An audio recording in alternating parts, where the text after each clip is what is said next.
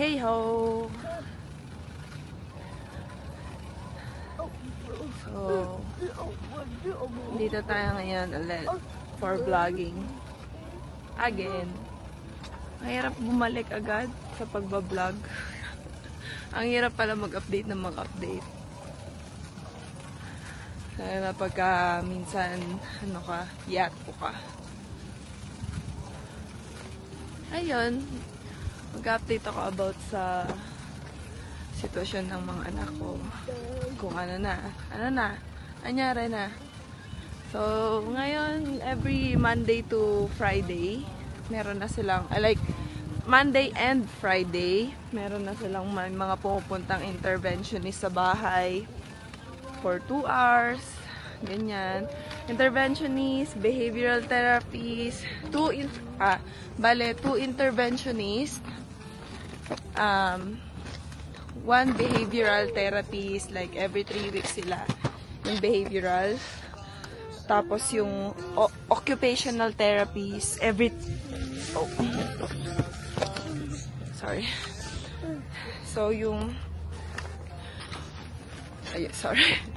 So yung occupational therapist every 3 weeks din, pati yung speech, ganoon din. Pero yung interventionist every week sila pupunta, twice a week. Ayun, ginaguide nila ako sa anong gagawin ko para sa mga kila primo, para lalo na matuto silang mag-toilet mag-isa, no? Diba? Yung mga normal na bata, alam na mag-toilet ng ganyang mga edad, 6, 5, ganon. So sila, hindi nila awan-tiwalay, hindi nila gets yun na, yung pee pala doon, ganon. Although, minsan natuturuan ko sila, yung pagka may poop sila, sasabihin nila sa akin, "Poopy, si Sar." Kasi si Sar, more verbal. Pero hindi conversational. Kumbaga, hindi mo siya makakausap, gagayahin ka lang niya. Pero alam niya sabihin yung gusto niya. Alam niya sabihin. Unlike kay Primo, itatry niyang i-communicate sa'yo in a different way. Like, ihilain ka niya, hand lead ka niya, ganyan. Tapos, ngayon, yung mga plans and goals ng mga therapists sa kanila is more on communication talaga at yung sa toilet. Yun yung kanilang goal. Tapos, free yun. Yun yung maganda dito sa Canada. Free yun, yung mga support na yan. Free yun. Ang ano namin ngayon, ang dinadala namin ngayon, kung paano namin sila, kasi matatapos na yung PUF funding. Yun yung may libre silang 2 years na may pre-K, aral sa special school ng mga autism. Basta, parang advanced learning para sa kanila. Na 2 years lang. So, last year na nila ngayon. Last year na nila, pinabalik nila si Primo ng kinder, which is para sa akin good yun. Para sabay sila ni Sire. Ang problema namin ngayon, yung elementary. Ngayon, sa elementary, kailangan, merong bagong bukas ngayon dito sa Edmonton na school para sa autism. Bali, siya, elementary grade 1 and 2. Yun lang muna yung program nila. Wait. Kaso, kailangan magbayad ng malaki. Yung bayad is 9,500 Canadian per kid. So, Ngayon, kayod marino muna yung asawa ko. Kasi tinatry niyang mag-ipon para doon. Kasi gusto ko sa special school yung mga anak ko kasi alam ko mas matututukan sila doon eh. Yung kung anong education talaga yung need nila. Yun kasi, yun sa Pinas na, di ba may SPED para sa mga special kids, di ba? Kasi gusto ko silang maturuang paano maging independent eh. Yung, kumbaga yung pinaka matuturo mo sa anak mo yung paano siya magsusurvive mag-isa. Yung magiging independent siya, hindi yung aasa sa'yo hanggang paglaki niya. Ganun. Kaso hindi eh. Yung autism, walang cure. Kaya mas extra yung ginagawa namin, yung kailangan namin gawin para sa mga anak namin. Na minsan nakakainggit din na, alam mo yun, nakakainggit na pag nakikita mo yung mga normal families na nasa, kumbaga yung nasa normal school yung anak, yung mga normal pathway ng mga batang normal. Diba? While kami, we have to be extra. Gusto ko sana mag-work eh, para matulungan ko yung asawa ko mag-ipon. Kasi malaking pera yon. Malaking pera yon. Kaya lang yun yung kailangan ng mga anak ko na sa tingin ko makakatulong sa kanila hindi maging normal kung hindi para matuto sila sa mga basic needs. Isipin mo yon, yung basic needs yung kailangan nilang matutunan. Kaya ang hirap, diba? Ang hirap siyang isipin, isa-isa, unti-unti, ganon. Nakakaingit yung mga parents na merong mga normal kids. Kasi ngayon, alam nyo ba, sa ngayon, mahirap nang dalin sila sa mga parties o kaya sa mga invites ng mga friends sa bahay, kahit bahay ng mga in-laws namin. Mahirap na silang humihirap kasi mas nagiging sensitive yung nila, nagiging sensitive sila sa lugar, sa environment, sa ilaw. Marami silang ina-adjust sa sarili nila na hindi mo pwedeng pigilan. Hindi mo pwedeng pigilan.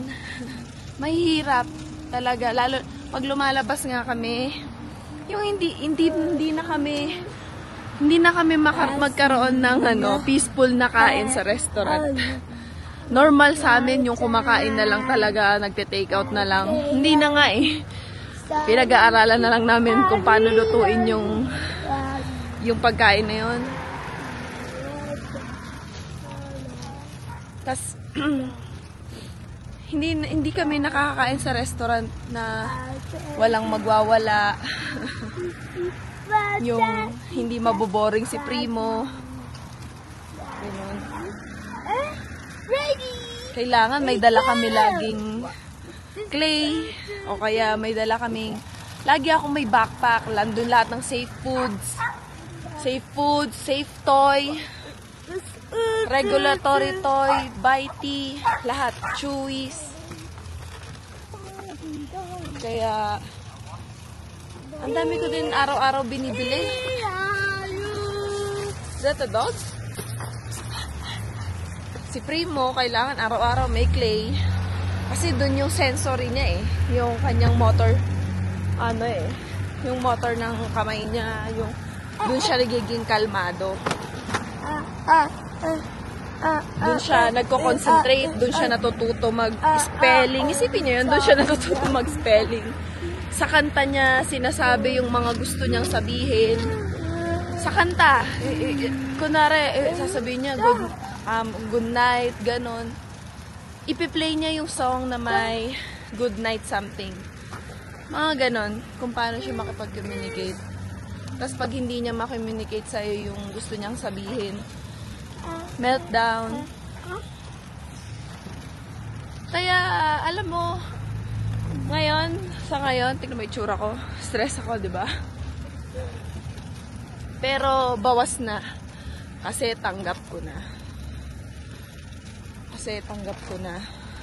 May mga panahon lang na naiinggit ako. Naiinggit talaga ako. Na hindi inggit na gusto ko magkaganon. Sana ganun na lang. Hindi ko wini-wish. Pero minsan, dadating ka sa point ng buhay mo na sana ganyan na lang din kadali. Kung iisipin mo, sana ganun lang yung problema ko, no? Kasi alam mo kung paano mo. Kasi pwedeng may paraan, paano, 'di ba? Paano mo susolusyonan. Kaya parang pakiramdam ko yung greatest disability ng isang tao, pag hindi mo siya naturuan maging dependent sa sarili niya, na konsinti mo. Yung hindi mo siya naturuan maging kung paano dumiskarte para sa sarili niya. Yung normal way. Parang greatest failure yun ng isang parents. Ako araw-araw, failure talaga yung feeling ko kasi hindi ko alam talaga din minsan kung nasa katinuan pa ako eh. Sa sobrang bigat nung task ko sa araw-araw. Yung task ko na sa araw-araw i-figure out yung anak ko kung anong gusto niya, ano bang nararamdaman niya, paano kita tuturuan mag-toilet. Ganon, yung kahit hindi niya, basta, ganon yung araw-araw kong buhay. Makanta pa, oh. Kaya, hindi ako makapag-update, hindi ako makapag-vlog. Kasi anong sasabihin ko? Paano ko sasabihin na nahihirapan ako pero kailangan ko tong pagdaanan kasi ganito yung anak ko eh. Yung wala ka nang magagawa, andun na yun eh. Ang gagawin mo lang, maghahanap ka lang ng paraan para may outlet ka rin. Para hindi ka ma-stress, para kahit papaano mabawasan yung bigat ng nararamdaman mo. Kaya binubuhos ko lahat. Binubuhos ko minsan yung sa mga pagkakamera. Yung asawa naman sa sasakyan. Iisipin nyo guys, sa mga hinaharap namin bilang magulang, pinagdadaanan namin bilang magulang, ang tanging support na gusto ko sa mga tao, siguro yung support na naiintindihan nila yung mga anak ko. Yung support na hindi ko na kailangan mag-explain. Hindi ko na kailangan mag-explain kung bakit ganito, ganyan yung anak ko. Hindi ko na kailangan mag-sorry. Kasi mag-sorry para sa dahil ganito yung anak ko, yung ganon.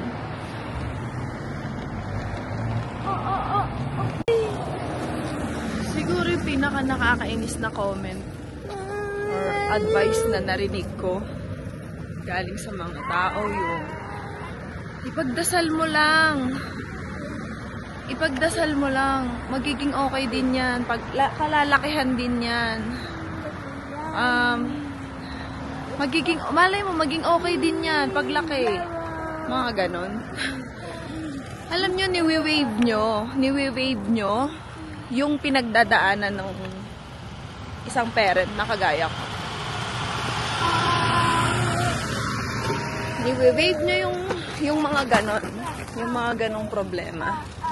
Niwi-wave nyo yung mga ganong problema. Pero pag about sa pera yung problema, importante yung ganong problema, di ba? Eh, yung pera na pagtatrabahuhan, yung may solusyon ba? Kasi may pera eh. Pero iba yung walang cure, yung walang gamot, yung walang may makakapagpabuti, pero hindi makakapagpagaling, makakapagpawala.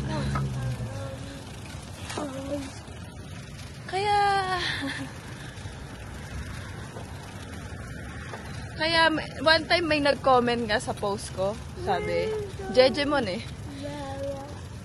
Acceptance lang yan. Jejemon. O, na-accept mo na, na-accept ko na. And, para sabihin ko din, sa mga nagsasabi sa akin na, yung, alam mo yung ipagdasal mo lang yun na parang hindi ako nagdadasal. Hoy, ako, kaya ako natanggap yun. Kaya ako natanggap tong lahat ng to. Kasi nga may Diyos ako eh. Kasi kung wala akong Diyos, wala. Baka hindi nyo na ako nakikita nagsasaya, nag-YouTube or nag-explain pa dito. Kasi nga, alam ko sa sarili ko na may dahilan ng Diyos kung bakit ganito. And, para sabihin ko rin sa inyo, hindi porket mukhang easy, mukhang okay ako, mukhang okay yung nakikita nyo, mukhang goods naman, ibig sabihin nun okay talaga. Hindi naman nakikita kung paano yung struggle ko araw-araw eh. Yung struggle ko sa labas, yung struggle ko sa loob, nakikita nyo ba? Problema sa inyo, yung interest nyo lang yung iniisip nyo minsan.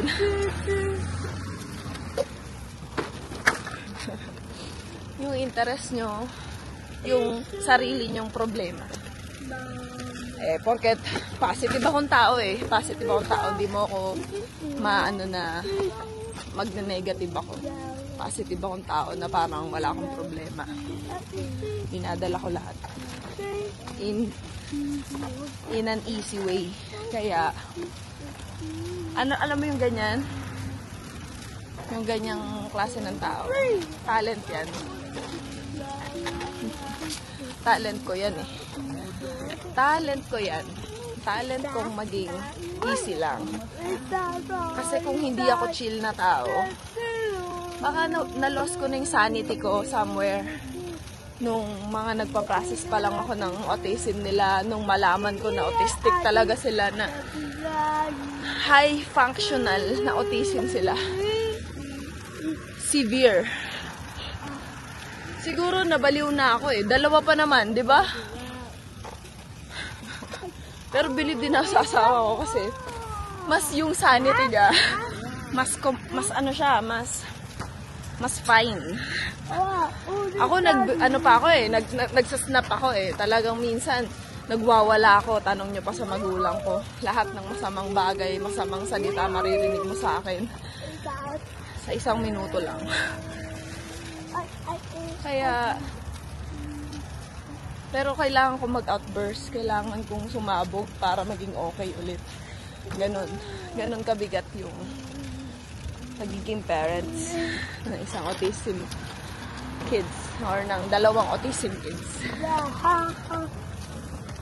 Kaya, yung mga patingin-tingin sa akin pag tuwing mag-iingay yung anak ko sa labas kasi kadalasan si Primo nagsa-steam voice.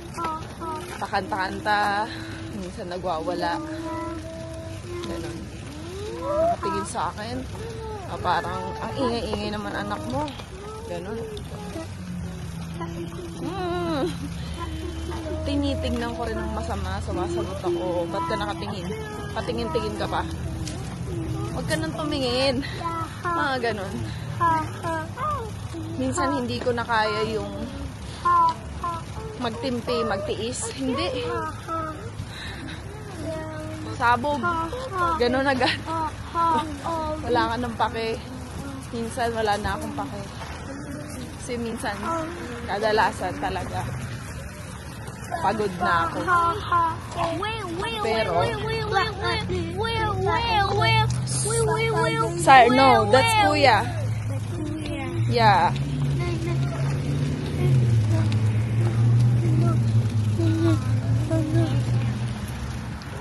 Pero, dahil may Diyos ako, laban, kahit pagod ako, kasi kailangan ako ng mga anak ko. Kasi ganun, di ba? Kaya, sa mga, sa lahat lahat ng parents na may autistic na anak, may special na anak, may special kids. Wala naman ako ibang ma-advise kasi ginagawa natin lahat ng kaya natin, di ba? Lahat ng kaya natin. Kaya, stay strong. Rabbit. Where? Rabbit! Dito na nagtatapos ang aking vlog. Salamat sa pakikinig. Hindi ko alam kung nag-vent out ako o nag-update ako pero para akong na-lose ko, nag-stop ako bigla. Anyway, sana supportan nyo yung channel ko. And peace!